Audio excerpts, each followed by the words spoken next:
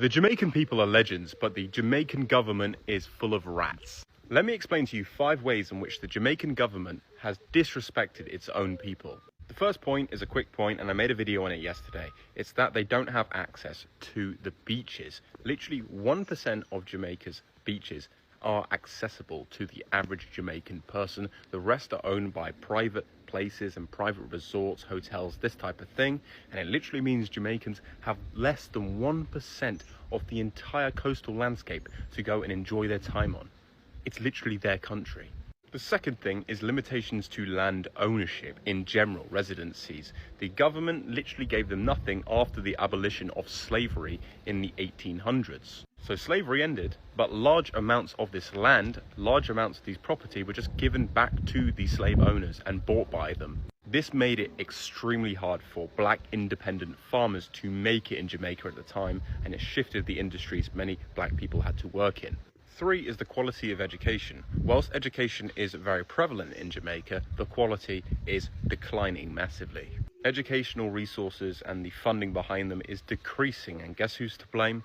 The government, like in most countries. Essentially, the classism is insane, and if you are a certain socio-economic status, you're going to stay that way for the rest of your life in 99.9% of cases, which is extremely unfortunate and doesn't give young people much hope. The 4th point is the corruption with the police force, one of the most corrupt police forces in the Caribbean, if not the most corrupt police force. Literally a policing system that doesn't have any policies, any real rules. It's about what the police want to do when they want to do it, and they are massively underpaid. And underpaid police officers leads to one thing: corruption and bribery. Certain areas in Kingston, more so than Montego Bay, but still in Montego Bay, can be extremely dangerous. And I actually spoke to an aid worker on the plane to Jamaica who was telling me about some of the monstrosities he has seen in the darker parts of the cities where things can happen at night. And the 5th and final thing is the lack of funding into healthcare.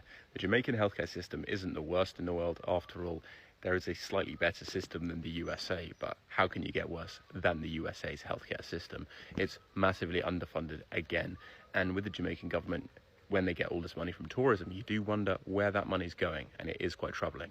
A terrible police system, a lack of opportunity, a lack of education, a lack of healthcare, a literal lack of access to residencies and beaches and local areas. Come on, guys, this is terrible. The Jamaican people are such legends, and I don't understand how they can maintain this positive, incredible attitude, even to tourists, when the government are disrespecting them and making their lives extremely hard. So I have to say, credit to you Jamaican people for being so positive, but your government is massively flawed. I went to Jamaica extremely recently, and there's one big issue with Jamaica. Only 1% of beaches in the entirety of the nation are public. That means 99% of the beaches are owned by resorts and privatized.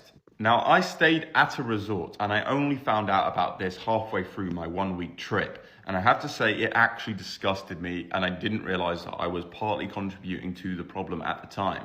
Billionaires, millionaires, very wealthy people come to Jamaica to live there, to live in the residencies away from the major cities like Montego Bay and Kingston. They live just on the outskirts where it's allegedly safer. But Jamaicans can't go and swim in their own lakes, swim in their own beaches. This beautiful island's for everybody, more so the Jamaicans than anybody, if anyone's allowed to swim there. But the government is corrupt, and the only issue with Jamaica is the literal privatization that is supported by the government. It is disgusting. Jamaican people are still the friendliest, nicest people, and I barely heard any people complain about this. But this is a real issue that affects many Jamaicans. After all, Jamaicans should be able to roam their own land without worry. To any Jamaicans out there, let me know how this has affected you. This is truly worrying when it comes to this beautiful country. Imagine living in an island surrounded by beautiful beaches, yet you are being told you can't access any of them. Sounds unbelievable, right?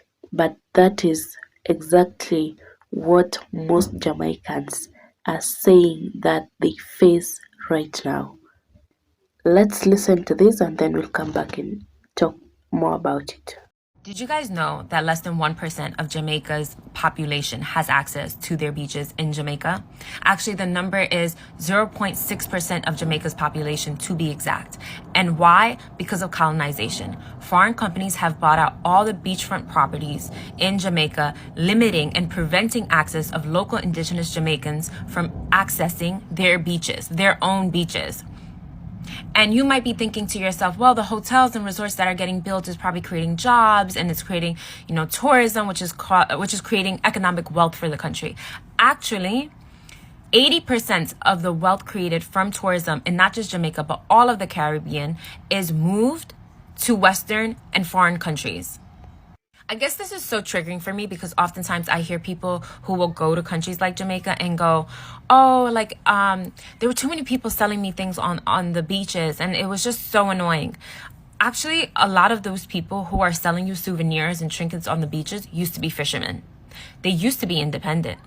But because of hotels and resorts buying up the beachfront properties, they have to resort to selling you rides on jet skis and selling you souvenirs. When we're talking about Jamaica specifically, it's not just beachfront properties that are being purchased by foreign countries and foreign companies.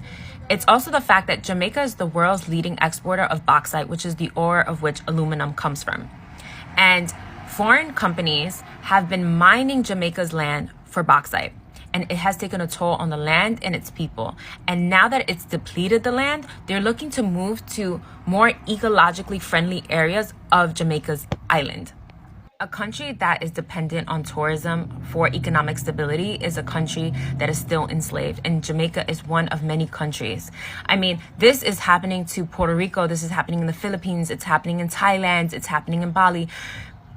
The global south is for purchase. If you are unable to draw the connection between what is happening in Jamaica to what is happening in Palestine to what is happening in Congo and Sudan, you are asleep at the wheel. Because we are in the middle of a global crisis, and this global crisis is now going to end up at our borders because people cannot survive this. This is unsustainable. It is actually very emotional to watch these videos of people in Jamaica who are the stewards of the land. They're not looking to be these rich capitalists. They're looking to just be in harmony with the land, to take care of the land, to enjoy the land. They're not looking to build resorts and hotels. They're just looking to survive. And these are the people, the stewards of the land, that are being displaced. And that's happening everywhere across the global south. And I am constantly wondering what happens when the stewards of the land are gone. What happens to this planet? Why you treat me like this? Oh, I'm not treating you away, my brother. Yeah, man. No, you have me on camera. Yeah, man. My brother. Charge entrance fee. You don't video people in Jamaica, my brother. Yeah, why you trying to do the tourists like that? I want to see the beach, man. I don't want no beach chair, man. The Crown of England owns the beaches in Jamaica. So all of Jamaica. All of Jamaica. So we don't have a public beach. We don't have a beach. You are granted permission through the Prime Minister's office. So you have the permission to use it, and that permission can be revoked.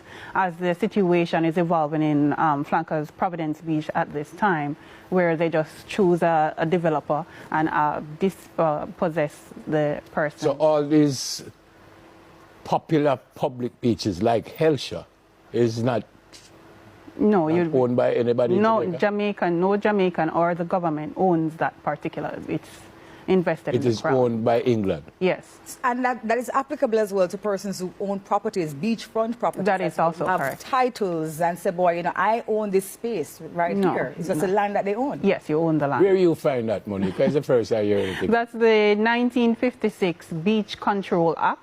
That is currently still the laws on the books right now, as it pertains to engaging the beach. And that book has roots. That book is still that's a book from the UK, from England, right?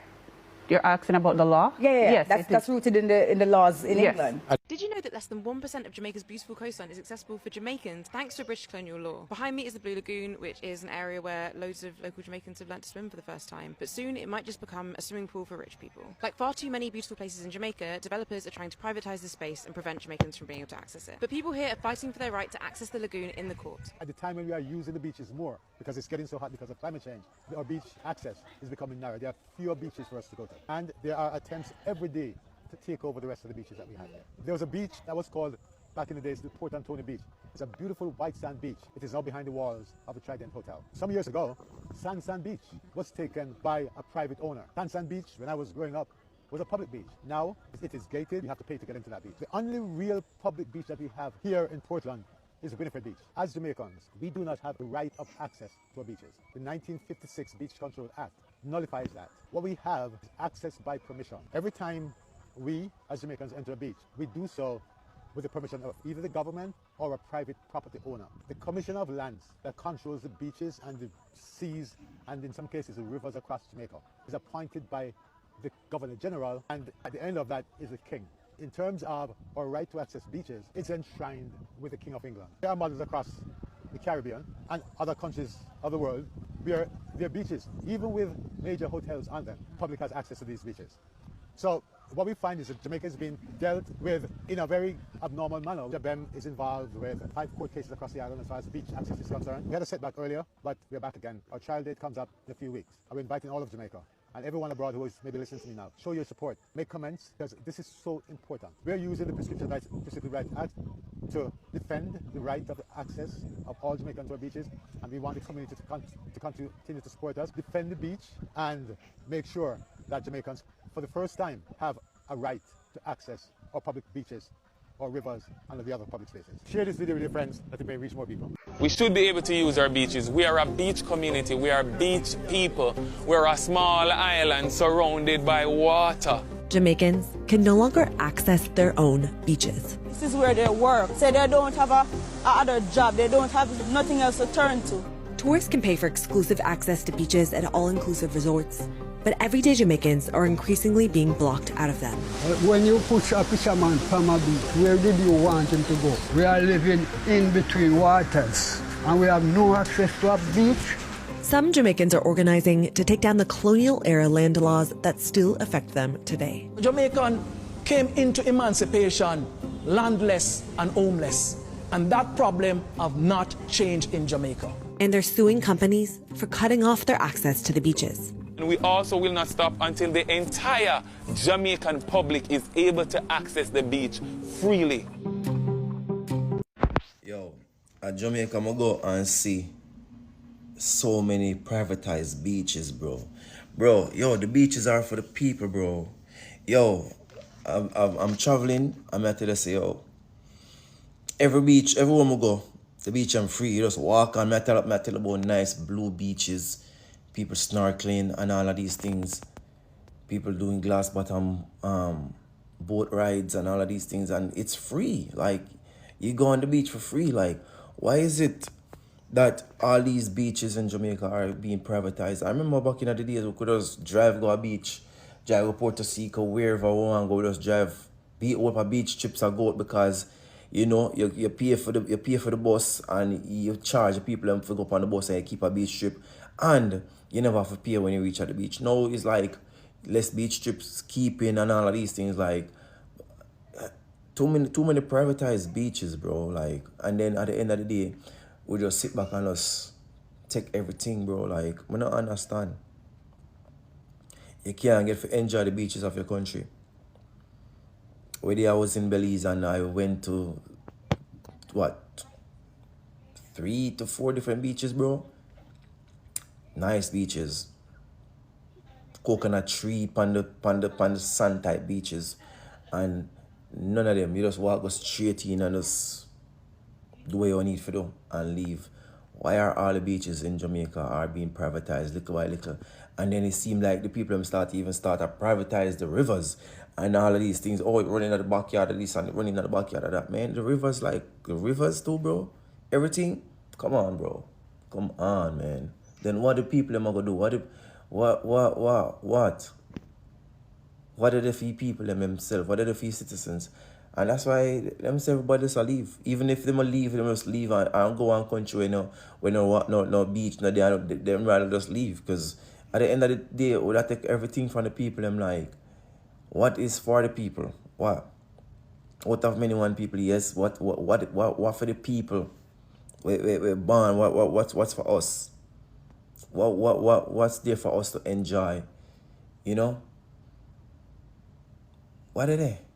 Like, really and truly, if you really pre the thing, like, what is there for Jamaicans in Jamaica for really enjoy, separate and apart from party or a club or, yeah, with food.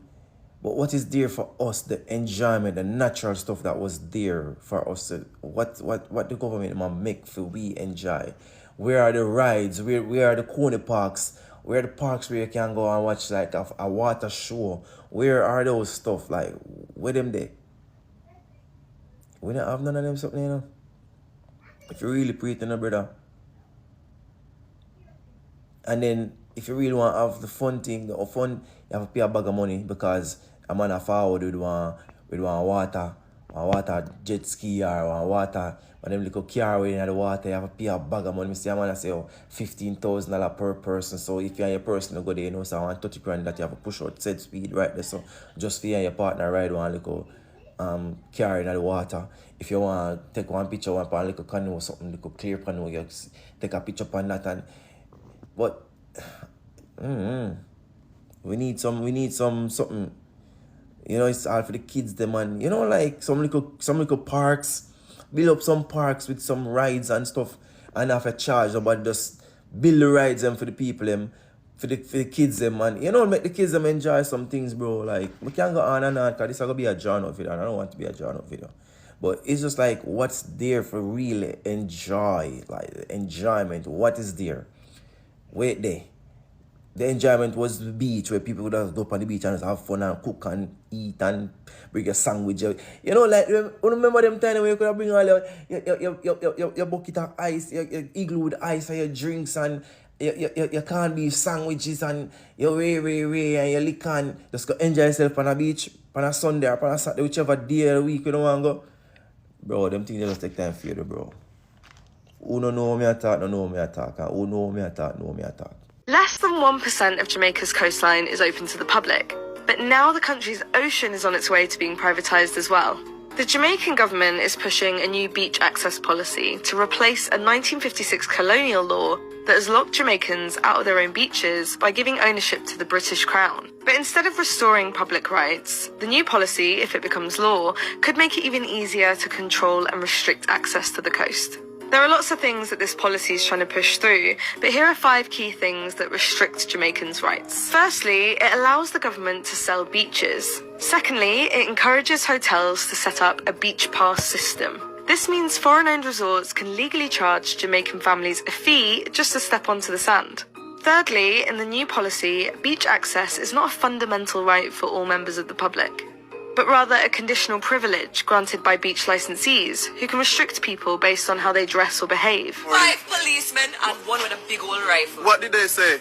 They said we cannot come and swim here. Fourthly, the law allows exclusive licenses for overwater bungalows. This legally transforms the open ocean into private commercial property. And finally, privately owned lands are exempted from providing public access pathways to the beach. This allows mega resorts to block off the coastline entirely, leaving local communities totally landlocked. The ultimate test case is Sandals Montego Bay. They want to build 28 new luxury suites with 18 overwater bungalows floating directly on the sea. You can see here how the development sits directly on top of a local fishing boat channel. So now fishermen who've been fishing for generations could now be forced into shallow, rocky areas or rough open seas just to get to the ocean and do their job. And after major community backlash, Sandals offered a compromise. Their plans reveal a tiny new public area with 6 parking spaces and a beach space next to a drainage canal. Also just want to add in here that the Sandals exec chairman, Adam Stewart, was appointed by the Jamaican Prime Minister as Special Envoy for Tourism. The activist group JAMAICAN fighting in court, demanding the policy's complete withdrawal. Their message is simple. If you have to be granted permission, then it's not a right. Let me know what you think of this proposed law in the comments, and like and follow for more. It was originally our beach. We were using all the beach. There was never a crowding issue at a beach. And now, through continued expansion, after expansion, we've always said what benefits Sandals benefits us. But now it is getting to the point where the greed of this organization is disenfranchising the communities.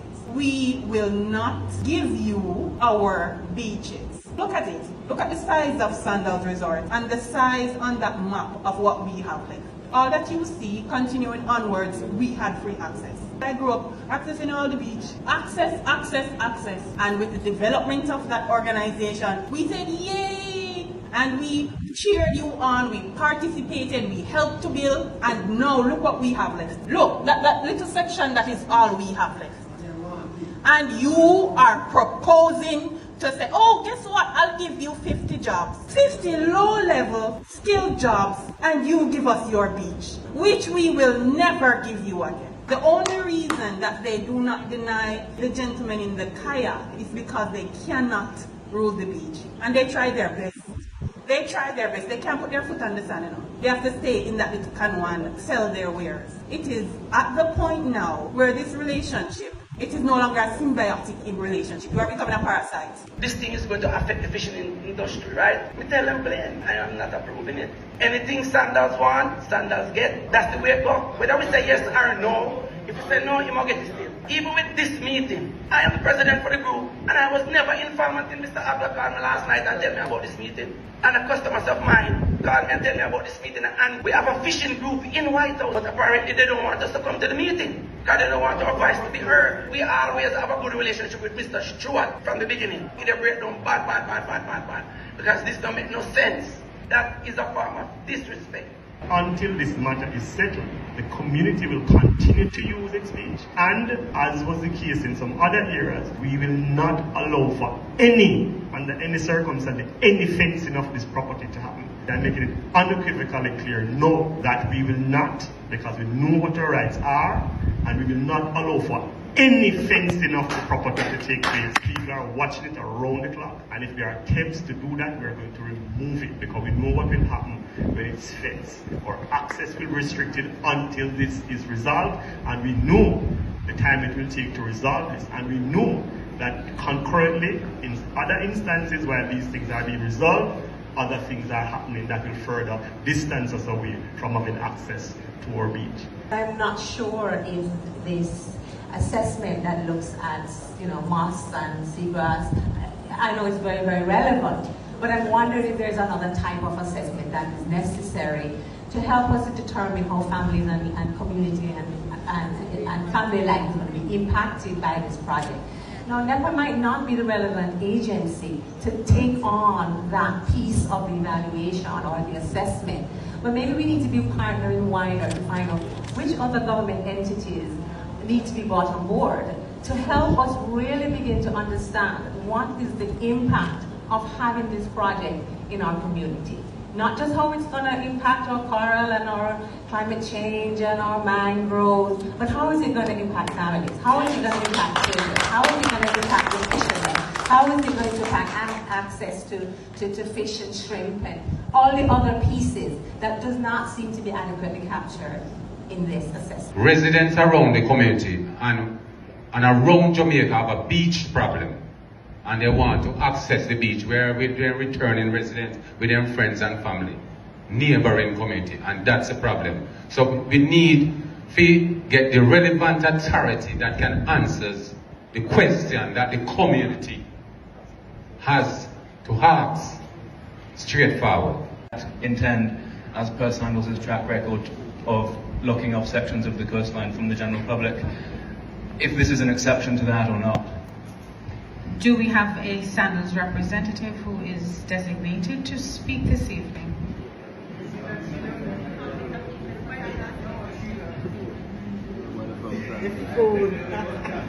I am not sure. This is really to look at the environmental impact assessment, and that is why Mr. Carroll is actually on stage with me. There's a young lady in the front with the microphone, but I believe... No, there is not. When I was in Thailand, I really wanted to make a video, like the idea came to me of like making a video directed to the Jamaican government. I was like, look at how I'm at this hotel and the beach is across the street and everyone can go to the beach. But I forgot because I was rushing and I was like, oh my god, I should have made that video.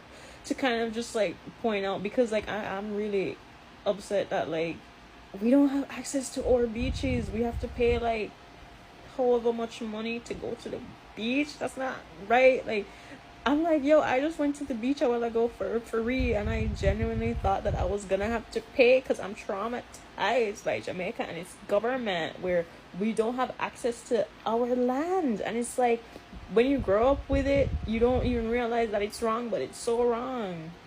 A standoff erupted at the Orchard Bathing Beach in Hopewell, Hanover Friday morning after dozens of residents and regular beach users discovered that fencing was being erected at the popular community beach. The angry residents, some of whom say they have used the beach since childhood, insist the land was handed over to the community by the original owners of the Orchard property more than 50 years ago. The tense exchange quickly drew a crowd, with many demanding that the beach remain accessible to the public. The Hopewell Citizen Beach is a public beach, and what really happened, we find out that this lady Dasa, who used to work as the housekeeper at Acha, tried to claim it by putting up these columns here to fence it off and claim it that is his property.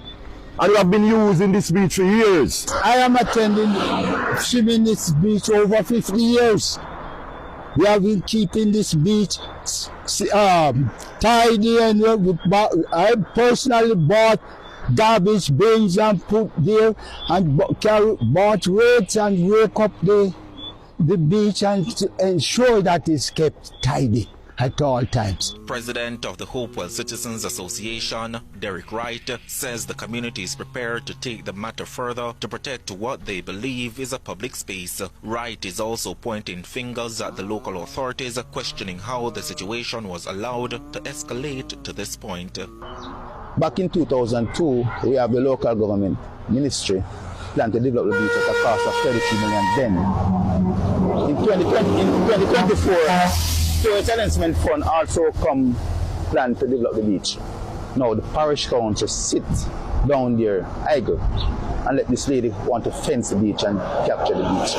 No, so I can put the blame on the local authority. In the meantime, the man who claims to be the owner of the property, declining to comment on camera, says the municipality was presented with the legal documentation of the property Thursday afternoon, and he was allegedly given the go-ahead to fence sections of the property. Anthony Nemard is president of the Seaview Drive Citizens Association. No, I am troubled by this new information. This is fresh information. This is new development, because I have been wondering, why is it that the parish council is not here as yet to issue this stop order that I have heard about?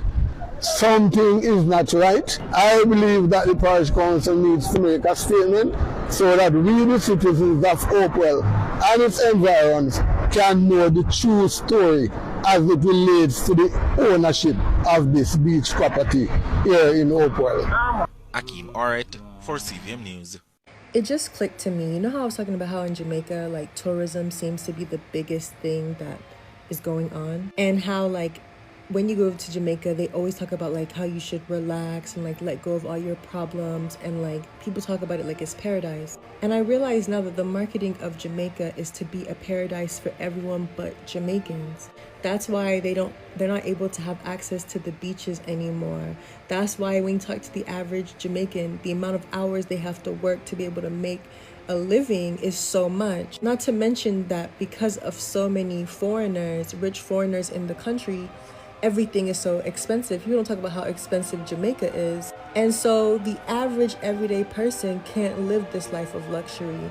And so the image of Jamaica is to be a paradise for people who aren't from there, and it just continues fueling people to go to Jamaica to experience this paradise that the average Jamaican will probably never see in their lifetime.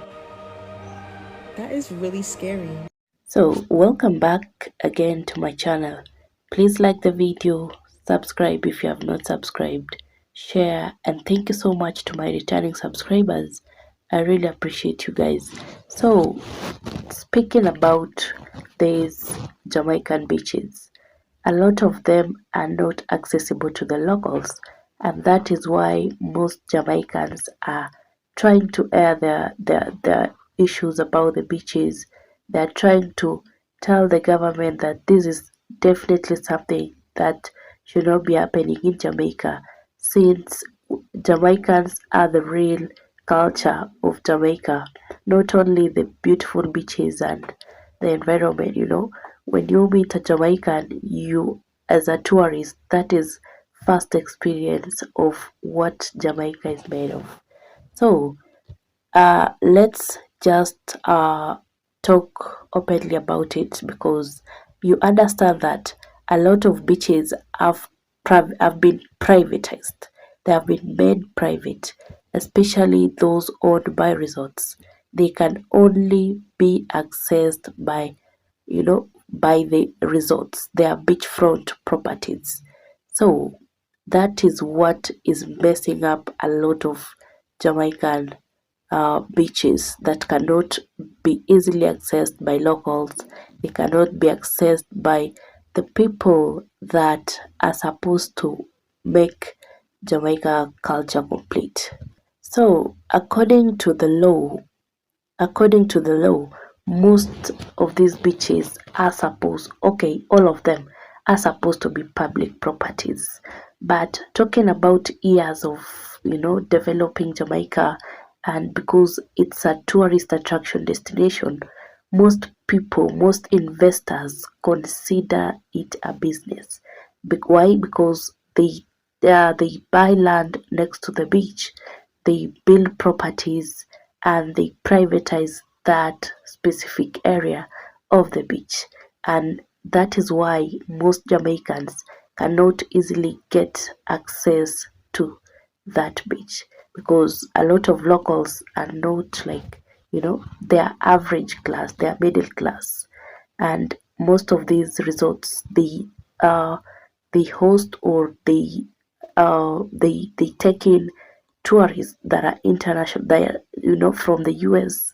Most of the tourists come from the US and all those countries, and they charge a lot just to access the resorts. Even getting the food there could be very expensive. Why? Because they target the tourist and not the locals. Hence, a local cannot easily access the resort to the beach. So, the rise of beachfront properties, hotels, resorts, they are the reason why Jamaica is losing that beach history. Like, a lot of Jamaicans are actually saying that they are now, they are preferring to use the rivers other than, the beaches, because they can't access the beaches, so they prefer the rivers, where the waterfalls are. They have fun there, and that is it for them. They forget that they had a beautiful beach to visit, to do their own community stuff and cultural stuff, fishing. That those are a lot of things that have been killed by this. They have been made to disappear just because they can't access the beaches. And they have definitely lost their cultural space. Talking about cultural space, it's about the fishing, it's about family gatherings, it's about the community activities that happen on the beaches, at the beach. Like, those things can no longer happen since they have privatized a lot of those beaches. They have made them inaccessible to the locals.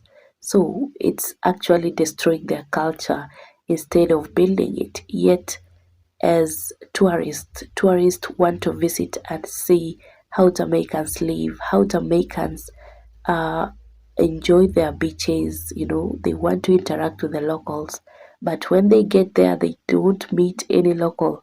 They just, if it's a resort, you go there and you meet your fellow Americans. Like, there's nothing, there's no difference. It's like you never left your country. It's like you're just in the US, or in your country, because you can't meet any locals unless they are only workers in that resort or hotel. And that is something that cannot cannot allow people to learn Jamaican culture. So I understand that what Jamaica is considering, or the government it's considering the economical side of this, or the economical benefits of all these, and this doesn't favor any poor person or any middle low class person who wants to visit the beach. They are only those people who have enough they have like enough funds to access, or those tourists that have already planned and they knew that they were going to spend very well, because that is definitely the target of these beaches. And talking about environmental concerns, a lot of these beaches that are being privately owned or managed, they are actually the most managed or the most maintained beaches. They are very clean and they are well kept. That is why a lot of these resorts are taking over, because they can maintain the beaches very well, and they have proper, they handle the beaches with more care, because they know that this is what is linked to their own resorts, to their hotels, and they need to keep it well or to maintain it well, just to attract more visitors. But for public ones, there's no one actually more concerned about it. A lot of people that are not responsible with them. If you access the beach just for free, then you will not use it responsibly. And I understand that there are public beaches that also charge like high rates that the locals cannot even access. The entrance fee, it's so high that the people cannot even access it, and that's why they choose to visit the rivers, swim there on the waterfalls and all that. But they don't prefer the beaches because they charge relatively expensive. So the thing is for the government, or the government, to do stronger enforcement in that, the public can have access to those beaches from one point to another, from one time to another. Like, it should be free, at least to the people of Jamaica, because that is their own property. It belongs to the public. It's not supposed to be valued or to be overcharged the way they are doing it. They need access to that beach. It's their own culture. Some of them can make even money from the beach by walking there, fishing, getting some fish by, being tour guides. Because if tourists come and they want to walk along the beaches, visit places, they can easily meet Jamaicans there, and that will be definitely something that will benefit the locals as well. So, on a balanced way, ensuring that uh, development does not reduce Jamaicans' ability to access the beaches and to enjoy their own coastline, the government should ensure that the security does not discourage the locals. They need to have equal rights to the beach or to the coastline. That is what makes Jamaicans. It's their own pride. They are proud to be Jamaicans because of all those beautiful things that Jamaica has. And if they can't access it, that is something that will definitely make Jamaicans uh, fight back the government or stand for their own rights in very forceful ways. So these beaches have caused so much economic inequality because the rich and the poor cannot definitely be at the same place at the same time. You know what I mean? So guys, I'll just end this video here. Let me know if you're a Jamaican what you feel about the whole thing. Most of your beaches being private owned, privatized, owned by these resorts, hotels. How do you feel about it? Or if you live along the coast, do you access those beaches for free? Or you just watch them from a distance and admire and wish that You know what? I wish I could access this beach. Like, that is something that can be so hectic. So guys, kindly like the video, subscribe, share, and see you in my next one.